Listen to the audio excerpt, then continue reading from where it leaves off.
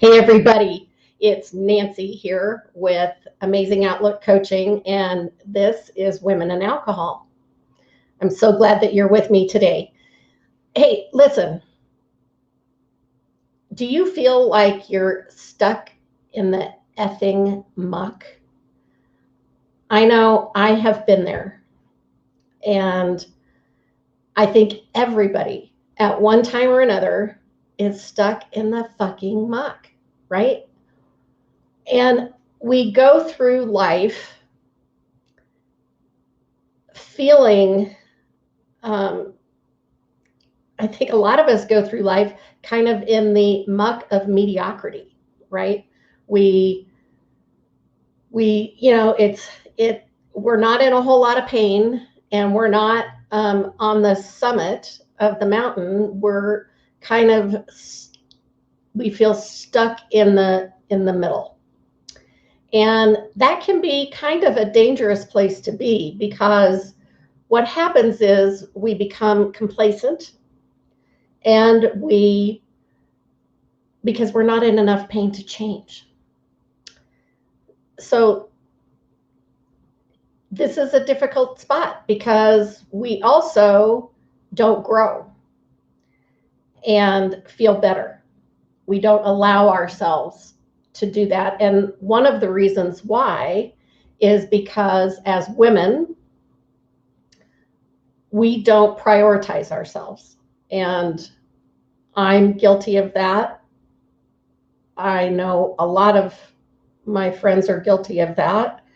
And I think it's commonplace. And so one of the things that I work with my clients on is getting out of the muck. And, we do that with a lot of thought work and mindset and so on and so forth. But what I want to talk to you also about being stuck in the muck is, in that mediocrity lane, the question is then, do you feel like you have to hit rock bottom before you make any kind of change? And that can be rock bottom with alcohol or food or gambling or any kind of behavior that isn't serving you. So, it could be people pleasing. It could be setting boundaries or not setting boundaries. It could be all kinds of different things. Hitting rock bottom doesn't have to just be about booze. So, but what hitting rock bottom means is, do you have to be in excruciating pain to finally surrender to making a change? And I will say that no, you don't have to hit rock bottom. You don't have to be in excruciating pain before you make a change. I don't think you have to be in excruciating pain before you start prioritizing yourself. And I would love to see some comments about this, and I will answer any questions that you have about this, because I know that I'm not the only person who has ever felt this way. And this is, again, this is a tough spot to be in. That muck of mediocrity can be really seducing. There's a thought. It can almost be sexy, because you're comfortable. There might be a little chafing going on, but it's not really bad enough to do something about, and you don't have to take a risk to learn something new that's going to help you grow. So, you know, and I just thought of that. That's kind of what mediocrity is. It's that comfort, the trap of comfort, kind of.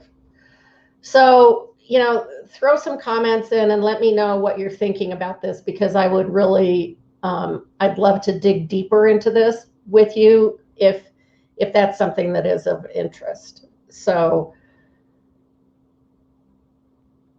give me your thoughts, give me your questions on that. And then one of the other things I wanted to let you know about is that, here we go. So I have this Facebook group over, here on Facebook. And if you're watching this on LinkedIn, hop over to Facebook. And if you're watching on YouTube, subscribe and hop over to Facebook and join my Women in Alcohol Facebook group. And so it's just for women, and it's for women who are either curious about getting sober, they are sober, they're concerned about their relationship with alcohol, that sort of thing. Because if you don't know, I just celebrated 12 years of sobriety. Woo, woo. Very excited about that. And so I know what is involved in getting sober, staying sober, and being happy about it.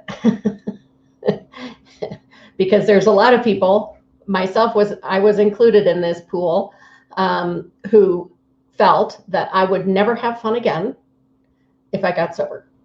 That, you know, my life was not worth living, and it just was going to be drudgery from there on out, and nothing could be further from the truth. So, you know, I wouldn't be talking to you today if I had not gotten sober. And I also would not be talking to you today if I hadn't been diagnosed with cancer. And so that's the other thing I want to talk to you about today, is understanding that some of the things that happen in our lives that we think are horrible, or, you know, the worst thing ever, can turn into the best thing ever if we allow it. And that comes with mindset and thought work. And so, you know, having cancer, being diagnosed with cancer, was one of the best gifts, seriously, that I've ever received, because it woke me up out of that muck of mediocrity and made me want to do something more meaningful with my life. And here I am. So I'm glad you're on this journey with me. And I hope that if you are struggling with alcohol, whether you're sober or not, because let's face it, just because you're sober doesn't necessarily mean you're happy about it. And I'm here to tell you that that can change. You can become happy about it. You can become grateful for the things that you thought were, you know, the worst thing ever. So if you're struggling there, please join this Facebook group and, you know, get involved, and let's have a conversation about what's making you unhappy.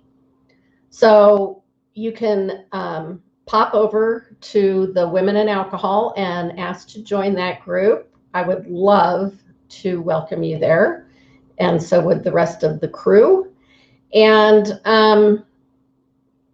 let's see. The other thing I've got for you is, so I was honored to be selected to have a chapter published in a book called Ready to Fly, Volume 3. And, you know, it's a huge honor. And I would love for you to go to that link and request a copy of my chapter. It's not the entire book. It's just my chapter called The Intersection of Desperation and Grace. And I'd love to have you read a little bit of my story. That'd be great. So pop over there and request that. I think that's the correct link. Tag me in the comments if it doesn't work for you. I think it does. So anyway, what I want to know from you is, are you stuck in the muck? Stuck in the fucking muck? Do you feel like you have to hit rock bottom before you make a change? And if so, why? So those are a few questions I want you to ponder. And I would love to hear your answers. So please let me know what your thoughts are on this, because it's really interesting to me.